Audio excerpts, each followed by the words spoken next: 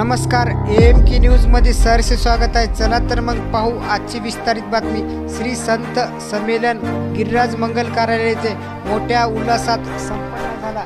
मोठ्या संख्येत भाविक भक्त व गुरुजन वर्ग उपस्थित होते। AMK news Nanded. या संत संमेलनामध्ये हरिभक्त पारायण मधुसूदन महाराज कापशीकर यांनी सर्व संतांना आवाहन केलेलं होतं।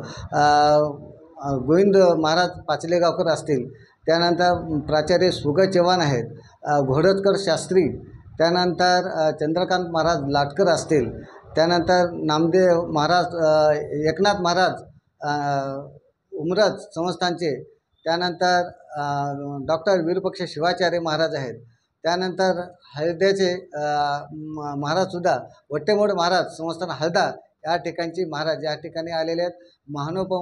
महानुभाव पंथाचे मुकुंद बुवा हे सुद्धा ह्या ठिकाणी आलेले आहेत। गुरुद्वारा बोर्डाचे अनेक प्रतिनिधीसुद्धा ह्या ठिकाणी आलेले आहेत। दत्त संस्थानचे कोलंबीकर आनंदबंद महाराज कोलंबीकर हे सुद्धा ह्या ठिकाणी आलेले आहेत। अनेक नांदेड जिल्ह्यातल्या जवळपास 250 गावातून साधू संत आलेले आहेत। त्यामुळं या साधू संतांचं या संमेलनाला आले, त्यामुळं मी सर्वांचा आभार ह्या ठिकाणी व्यक्त करतो। जय श्रीराम। आज नांदेड जिल्ह्याचं संत संमेलन आज आयोजित केलेलं आहे।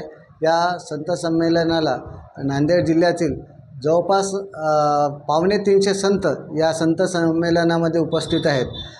हिंदू एकत्रीकरणासाठी या संत संमेलनाचं आज आयोजन केलेलं होतं। जे हिंदू समाजामध्ये जागृती निर्माण व्हावी आणि जातीयतामध्ये आपण वेगवेगळ्या विभागले गेलेलो आहोत, त्यांना एकत्र करण्याचं काम साधू संतांचं असते। त्यामुळे हे संत संमेलन आयोजित केलेलं आहे। त्यानंतर मतदार जागृती जी आहे की हिंदू समाज निद्रित झालेला आहे, झोपेचं सोंग घेत आहे। त्यामुळं एखादी गोष्ट आपण सांगितली तर मतदार ऐकू शकत नाही, पण साधू संत सांगितलं तर 100% ते ऐकू शकतात। या माध्यमातून सुद्धा साधू संतांनी त्यांच्या कीर्तन प्रवचनातून हिंदू समाजाला जागं करायचं आहे। त्यामुळे ही संत संमेलन आयोजित केलेलं आहे। अनेक संप्रदायातील जसं वीर संप्रदाय आहे, दत्त संप्रदाय आहे, वारकरी संप्रदाय आहे, महानुभाव पंथ आहे, असे अनेक साधू संत या ठिकाणी आलेले आहेत। त्या सर्व साधू संतांचं या संत संमेलनामध्ये हार्दिक स्वागत आहे।